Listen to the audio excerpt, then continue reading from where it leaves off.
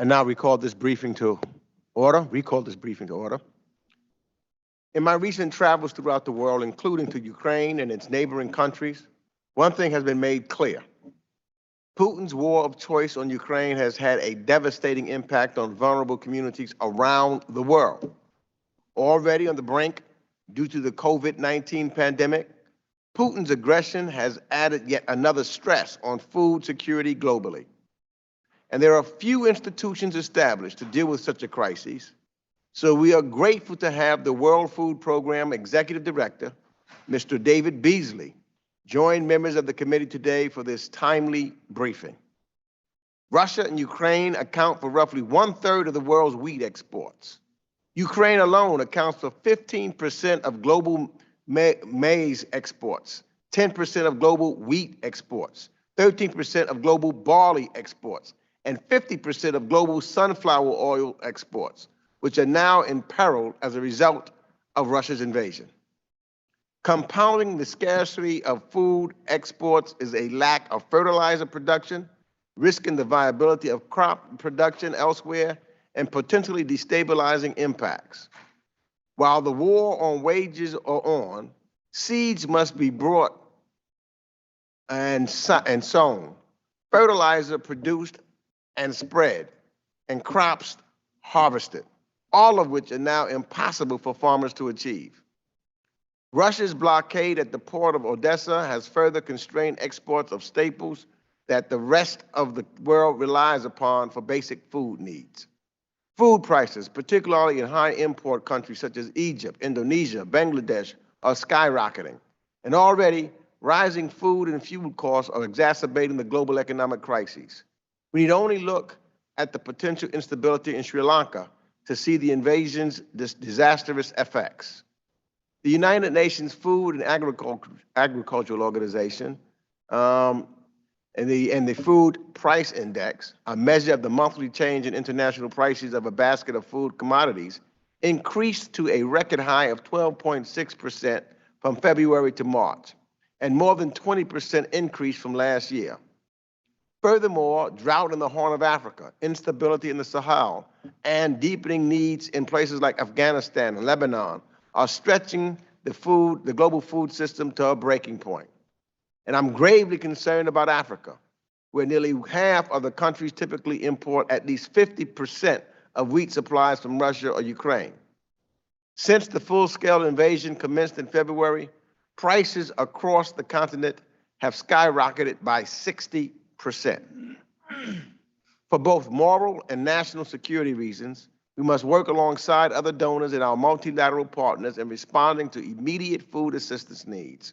In doing so, it is critical that we look at the upstream factors, including the climate crisis, supply chain issues, and state fragility, to help avoid some of the conditions that have contributed to this growing crisis. And so, let me conclude by saying I thank you, Executive Director Beasley, for continuing to push the United States and others around the world to respond to these needs and rightfully warning us about the consequences of inaction. And I look forward to hearing more from you on the specifics of the Ukraine's conflict impact on the rest of the world's food needs, how we can address this, and any issues we may not be paying enough attention to. And now I have the pleasure of turning over for his initial remarks, Representative McCall. Thank you, Mr. Chairman.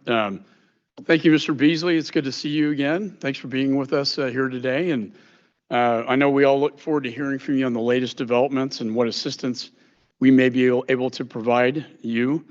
Russia's unprovoked full-scale invasion of Ukraine has created a humanitarian catastrophe with over 5 million refugees, more than 13 million stranded under siege. And I know the World Food Program is working tirelessly to get food into the hands of the Ukrainian people. It's an incredibly difficult mission, and I believe you're the best man for the job. And I'm very glad the President kept you on in your position. And I applaud your team and their dedication to the mission as well. Prior to Putin's full-scale invasion of Ukraine, the World Food Program was already stretched pretty thin. It's already responding to multiple crises in Ethiopia, Afghanistan, Yemen, Syria, across the Sahel. The continued Russian blockade of the Black Sea and the port of Odessa, as we have discussed, will have devastating consequences. Putin's invading forces have also mined fields, bombed grain silos, destroyed a key Ukrainian bridge used to export grain to Romania.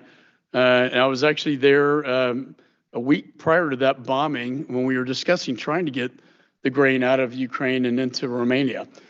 Like Stalin, Vladimir Putin is purposely starving the Ukrainian people before our eyes. We heard this morning from the First Lady of Ukraine and saw the devastation and the personal loss of life that their country is suffering through. And I urge the Senate to pass our war crimes bill that we passed on the House floor unanimously. And I urge them to do it soon, like now. I worry that Putin is using this as a weapon, weaponizing starvation on a global scale. As it's often been said, Ukraine is the breadbasket of the world, and preventing the export of its grain and other commodities will lead, as we've talked about, a global food crisis, endangering the lives of millions of people around the world. When people say, why is Ukraine important? Well, we're going to see in the following months why, when we have a world food crisis. To avert this disaster, the United States and the free world must heed President Zelensky's call to end this blockade by forcing Russia to stop this disgraceful war. I don't have any illusions about that or delusions. I don't think that's going to happen. I think Putin's going to continue. And I don't think he cares about the Ukrainian people. I think he wants to starve them. And I know you've been working hard to get the blockade lifted, and it's a very difficult task, I must say. I'm really concerned this impending food crisis will exacerbate the conflict and destabilize fragile states that are already very fragile. Putin's actions are pushing 50 million more people into an urgent humanitarian disaster. Recent reporting indicates that the devastation has likely already begun, with an average of one person likely dying every 48 seconds across Kenya, Ethiopia, Somalia from hunger. I was pleased to support the additional humanitarian assistance in the last supplemental. I'd welcome your views on how these funds are being spent and how to maximize their impact. This includes ensuring that U.S. food aid programs have the flexibility to adapt programs and get food to communities quickly and efficiently. I really hope, as with the war in Ukraine, that we can continue to make this a bipartisan issue, not a partisan issue. I hope the American people see why Ukraine is important and that we must keep our commitment to the people of Ukraine against the evils of Putin and his war crimes and his starvation of not only the Ukrainian people, but as we will see unfold, and I know we'll hear from you, the starvation that will most likely take place in Africa as a result. And so with that, Mr. Chairman, I yield back. Gentleman yields back. Let me quickly just say, former governor of South Carolina, David Beasley, who is now the executive director of the WFP, has held positions since 2017, and he's extended beyond his initial term, and he has worked tirelessly to end hunger, in fact, extreme hunger around the world. And under Mr. Beasley, the Norwegian Nobel Committee awarded the WFP the 2020 Nobel Peace Prize. I now turn and recognize Mr. Beasley.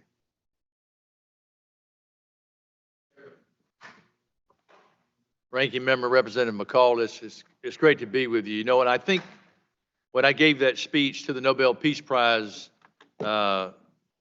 event only 8 months ago, I think the Nobel Peace Prize Committee was sending two messages. One was, thank you, World Food Program, for what you're doing to bring peace around the world, using food as a way of peace versus those who use it as a method of war and destruction. The second message, I believe, was a clarion call to the world that food security is going to be the #1 issue that we will be facing years to come. And so in December, if you go back and listen to my speech then, I said then that we were facing the worst humanitarian crisis since World War II. This was before Ukraine. We were already on a path of extreme food insecurity around the world. And just when you think it couldn't get any worse, the breadbasket of the world, Ukraine, now has the longest bread lines in the world. A nation that grows enough food to feed 400 million people. When you take enough food that feeds 400 million people off the market, what do you think is going to happen? It's going to devastate the poorest of the poor. When I took this role 5 years ago, there were only 80 million people on the planet marching to starvation. That's different than chronic hunger. That number was 650 million, and now it's up to 810 million because of the reasons that I will lay out. But those that were marching to starvation, not knowing where the next meal is coming from, was only 80 million. You and I have talked about this, Chairman Meeks. My goal when I took this job was to put the World Food Program out of business. Unfortunately, because of man-made conflict and climate shocks, the number of people marching to starvation went from 80 million to 135 million. Then COVID comes along and just dynamically devastates the poorest of the poor countries and the poorest of the poor people around the world. And that number went from 135 million to 276 million people around the planet. Then comes Ukraine, on top of Afghanistan, on top of Ethiopia. The number now has risen from 276 million people to 345 million people. And what's extremely troubling, in addition to that, is that within that number are 50 million people in 45 countries that are knocking on famine's door. If you want to know which countries very well have famine, could very well destabilize and result in mass migration and starvation, it's those 45 countries that we're speaking of. When you overlay that with the countries around the world, of which there are over 36 countries around the world that get 50% or more of their grain from Ukraine and Russia, and then overlay that with 26 countries or more that get over 30% or more of their fertilizer from the same region, you begin to see we've got problems ahead. Now we have to act, and we have to act fast. Why? Because history has proven to us when we don't act in time, it's going to cost us 1,000 times more. If you go back to 2007 and 8, when you had inflation and food pricing, significant issues then, 48 nations had riots, civil unrest, and protests. And today what we're facing is much, much worse. We're already seeing destabilization take place. Sri Lanka, Mali, Chad, Burkina Faso, riots and protests taking place in Kenya, Peru, Pakistan, Indonesia. Let me keep going. These are only signs of things to come. It's going to get worse. What we're facing over the next 6 to 12 months is a food pricing problem. Mr. Chairman, next year, 2023, I'm very concerned that on top of that, there will be a food availability problem. And let me explain why. The reasons are multifold. We're facing unprecedented droughts, unprecedented heat, unprecedented fuel, fertilizer costs, shipping costs. The poor are going to get poorer. In fact, in Africa alone, a continent that has 1.4 billion people, 70% of the food consumed inside Africa, of the food produced inside Africa by 33 million smallholder farms, feeds 70% of the population. That's 980 million people. At the World Food Program, we feed about 130 million people on any given day, week, or month. Well, in Africa, we feed 69 million. That means we're not feeding 915 million people. Well, because of the fertilizer crisis, the African Development Bank is projecting there will be a 20% reduction in harvest and food inside the continent of Africa. So do the math. That's not even considering what we're facing already in Central America. The number of people considering migrating now is 5 times what it was just 2 years ago because of climate shocks, COVID, economic deterioration, conflict. We're seeing it around the world. So, Mr. Chairman, there's a lot of bad things about to happen. It's going to get a lot worse. So, therefore, this is why the United States has taken the lead, showcasing to the world that if we will lead, we can avoid and avert famine, destabilization, and mass migration. I know that Republicans and Democrats seem to be fighting over everything else, but my God, it's been a blessing and an amazing thing to see the Democrats and Republicans come together with regards to helping the poorest of the poor and food security around the world. Because the American people clearly have a heart for helping people around the world, number one, and they also understand it's in the national security interest. Now, having said that, the leadership provided by the members of this committee, working in conjunction with our friends in the Senate, appropriated an additional $5 billion. The USAID is moving that money out as fast as they possibly can. But we've got to get other countries to step up. The United States can't shoulder this burden alone. And when oil prices like they are,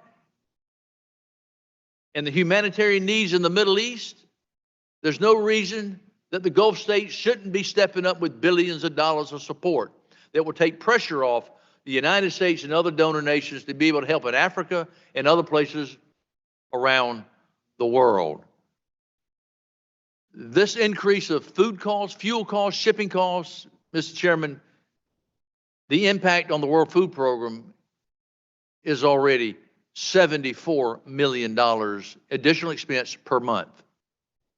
When this war broke out, immediately I traveled to Ukraine, and immediately I went to Odessa port, stood up and said very clearly, we've got to open these ports. This is not just about Ukraine. This is about the global food supply of the entire world. We buy at the World Food Program 50% of our grains from inside Ukraine. So you can imagine the impact it has on the World Food Program alone. Over 5 million metric tons per month move through those ports in the Odessa region, for example. It's critical that those ports get open. As I tweeted and said to President Putin, regardless of your views of Ukraine, you cannot bring an absolute declaration of war on food security around the world, and you cannot impose famine upon nations around the world. Open up these ports.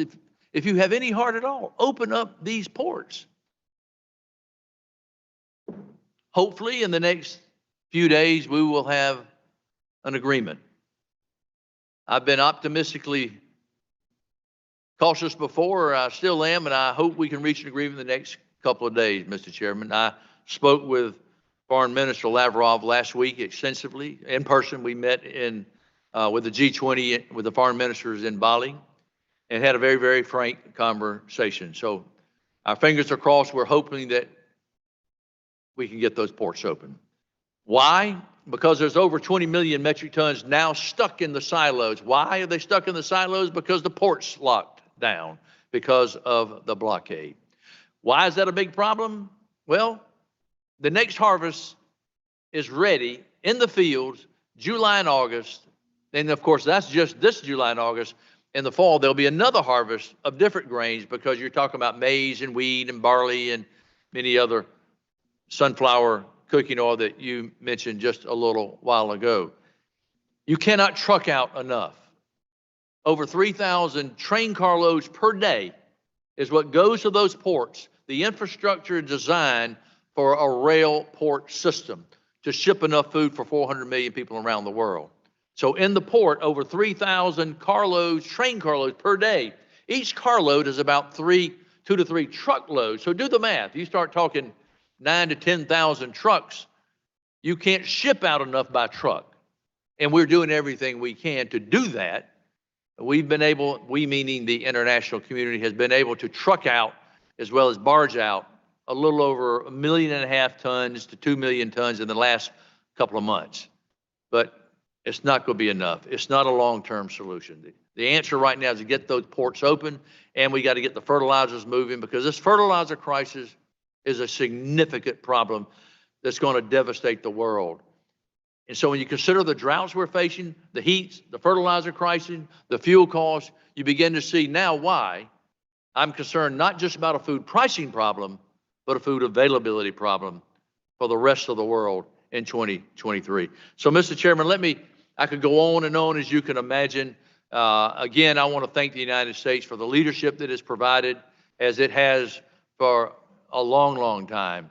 The world needs that leadership, but I need this committee and the leaders in this United States Congress to help bring pressure to bear upon other nations to step up in ways that they haven't done before, because if they don't, they will pay a price that will be 1,000-fold more. Thank you, Mr. Chairman.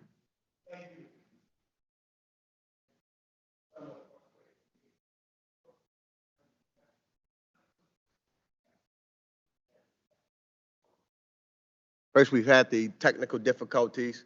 Now that took some of our time, and then I see that they've just called vote. So we're going to go, at least with Mr. McCall and myself, asking questions. We have 5 votes, and we're going to try to get to 2 others thereafter. But your opening statement was critical, because the message that you've just rendered is extremely important for the members of this committee, for Congress, and for the American people to hear. So I want to thank you for that. And I know, so my questions, and I'll be real brief. You know, when I looked, and as Mr. McCall said, we had the First Lady of Ukraine here this morning. But when you look at the results of the invasion, there are now more than 5 million refugees and 7.7 million Ukrainians that are internally displaced people. So how is the WFP adapting its response to the food crises within Ukraine from other conflict area assistance programs?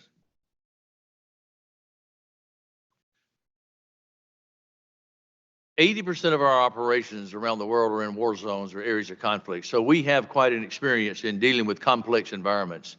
And in Ukraine, how we adapt, of course, it's complex, as you can imagine, in areas that are besieged or you can't cross because it's in enemy lines or territory that's now under the control of Russia.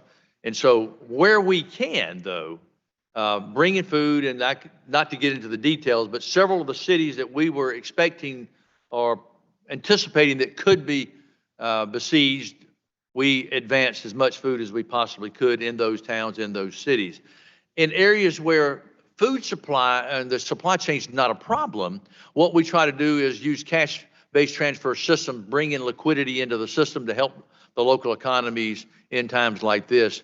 Because in the rest of Ukraine, as you can imagine, inflation, food pricing costs, but there's still a supply chain system working. So we try to come in and help the local businesses, help the local farmers as we reach several million people inside Ukraine. Now, outside Ukraine and the rest of the world, and we adapt accordingly.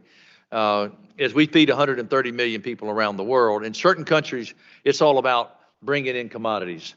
Depends upon the place. Let me just cut you off just because we're short on time, because I do want to also bring in, because when you talk about other countries, my other question is to Gray and Ethiopia. How many trucks each day does the WFP estimate are needed to help turn the tide of the humanitarian crises into Tigray? And what goods are you able to get into Tigray, and which ones are still being blocked, if any?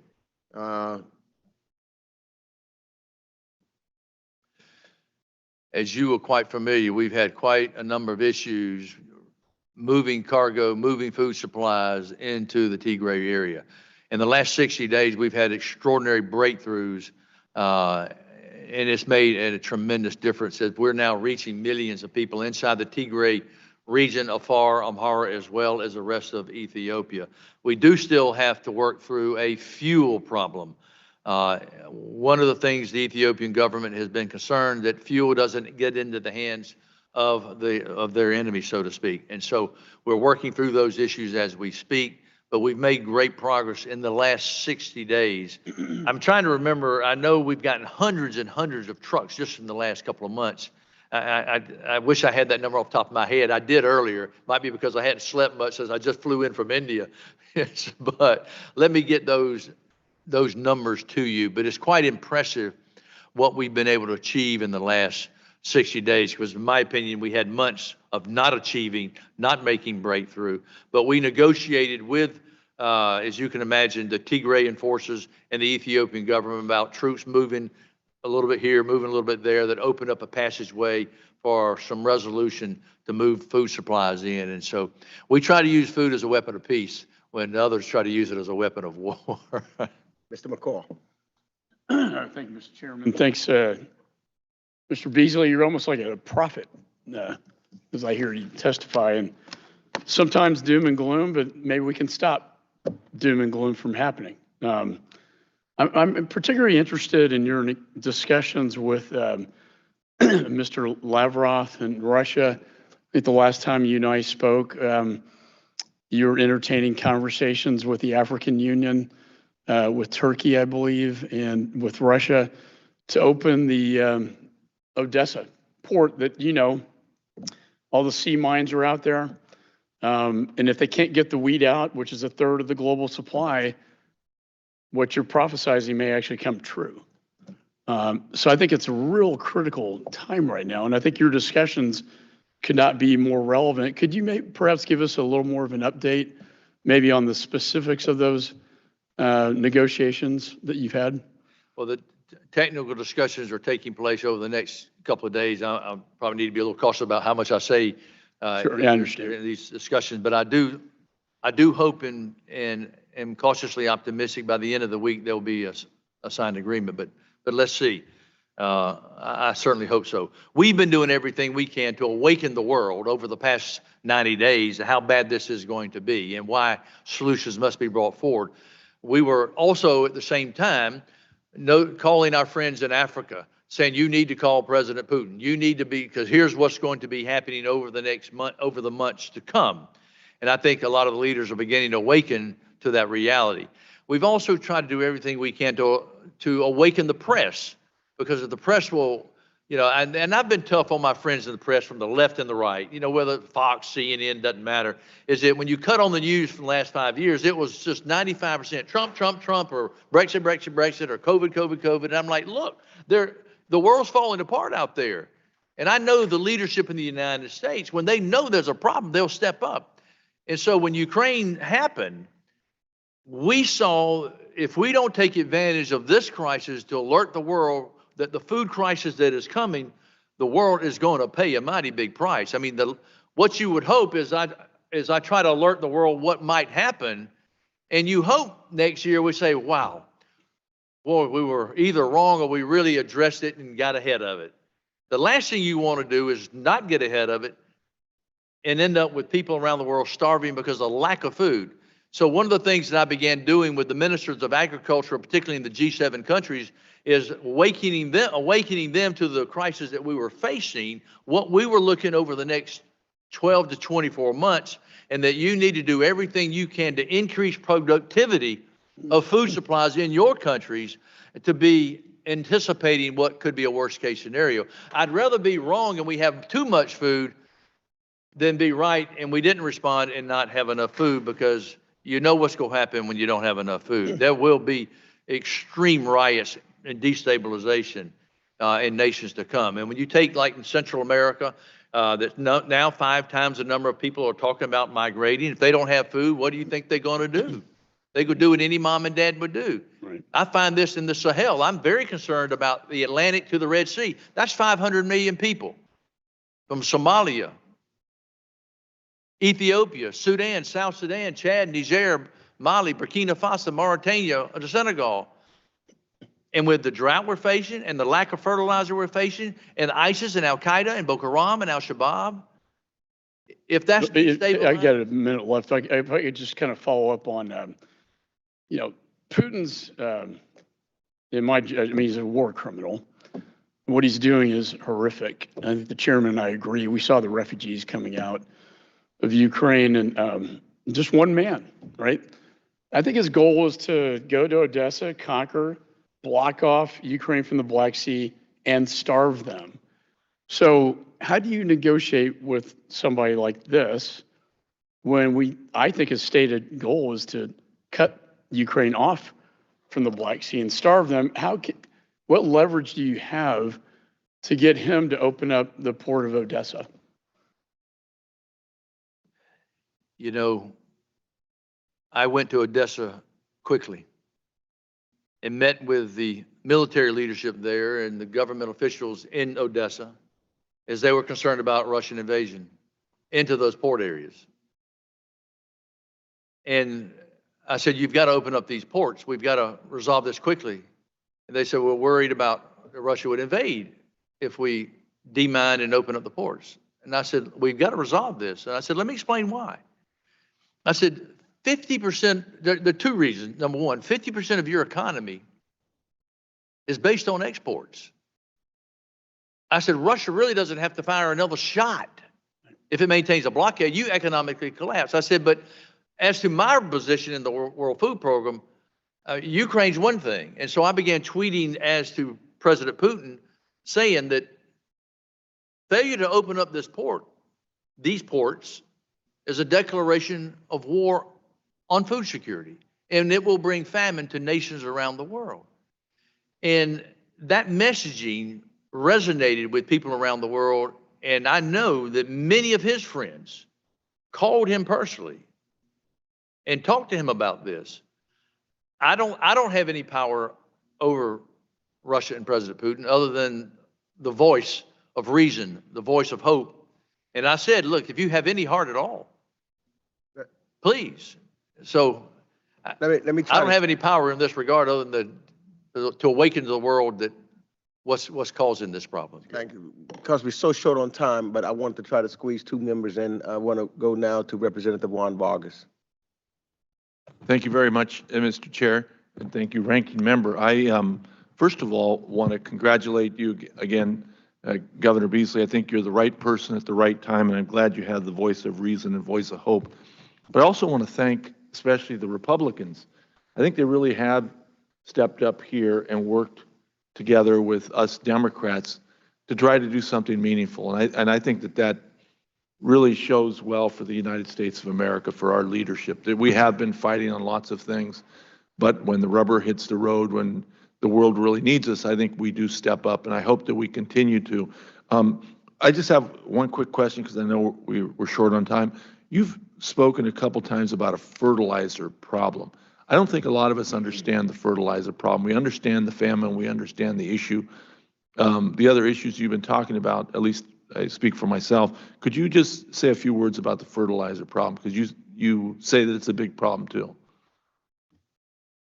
If you don't have fertilizer, your harvest will be diminished from 25 to 50%, at least, depending upon many variables and locations. And so as you begin to understand that 30–40% of all the fertilizer base for the different types of fertilizers come out of Russia and Belarus. And by the way, China just issued a restriction on quotas of fertilizers being exported outside of China, and urea and phosphates. That just happened today, if I'm not mistaken. I don't know if that's public yet. And also, by the way, India production is dropped substantially. Fertilizer, you're hearing from local farmers in the United States. I mean, these are very profitable farmers that are feeling the pinch, and many of them are cutting back. So we'll see production in the United States go down. When you compound that with the droughts that we're looking at facing, the heat that's just literally destroying wheat in the fields as we speak. So in Africa, as we're breaking down in each region, what we're seeing already, harvest production going down. Now, I had a little bit of good news just a little while ago. In fact, I got the president of Niger sent me a text literally while I was speaking to the Senate 2 hours ago, saying that they are getting more rains than they anticipated, and that was very good news. And they believe they're turning the corner right now on security and stability, because you got ISIS and Al Qaeda, particularly in that area, and they are trying to exploit food insecurity. you can imagine, and I've had more mothers tell me this, when they didn't have any food to feed their children, and their husband or their son didn't want to join ISIS or Al Qaeda, but they had food, and what were they going to do? Starve to death? It's not like they can get in a car and drive from Washington, D.C. to Baltimore. It's not like that in these places. They have no options. They have no opportunities.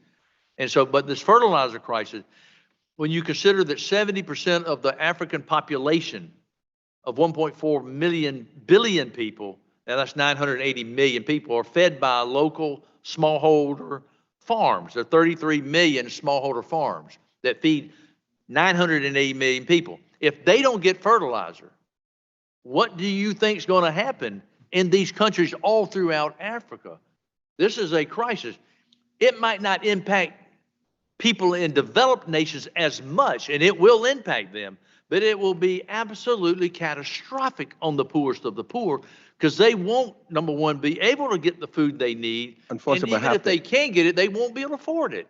And to see when wrap up, I want to try to get to Representative Joe Wilson real quick, because we only have a couple of minutes and we've got to run to vote. I now recognize Mr. Wilson. Thank you, Mr. South Chairman. And indeed, Congressman Juan Vargas is correct again, and that is that it's a bipartisan working together, and nothing could be clearer than that, Executive Director, and that Chairman Meeks and I are very grateful for our home state governor to be so successful, the home state of South Carolina. And we're just so grateful for your success with the Nobel Prize recipient, what that means. And I've seen it firsthand being with you in Guatemala to see what can be done. And as this is bipartisan, in lieu of a question, I really just want to make a plea. And that is that I was shocked today to see this horrific picture of a war criminal Putin with theocratic, authoritarian, totalitarian Raisi of Iran standing with President Erdogan, a member of NATO. And so, Executive Director, we need to be working that Turkey, a great country, an ally of America through NATO for 70 years, a great democracy for 99 years, and how they would have a picture with a war criminal and a state sponsor of terrorism is inconceivable, but they can redeem themselves. And so I'm really hoping, Executive Director, that you will be working with the great country of Turkey that to facilitate the Odessa opening. And that would be my plea, that Turkey needs to redeem itself. This is horrifying for the people of the world to see a NATO member standing shoulder to shoulder with mass murderers. I yield back. The gentleman yields back. Let me do this. I don't know. We've got 5 votes, and that may take us, almost impossible to get this back. I wanted, and that's why I left, and I wanted you to have enough time, particularly with your opening, so that the message would get out. I apologize, Director Beasley, but we're going to have to, I believe, I have no alternative but to adjourn at this particular point, and then beg you to come back again. And we'll try to get a time where we can have the kind of time to give every member an opportunity to ask you a question. But your message is horrifying to hear, but something we must hear. And I hope take your words to heart, so that we can make sure that thousands upon hundreds of thousands of people do not starve. Because then the question is, for who does the bell toll?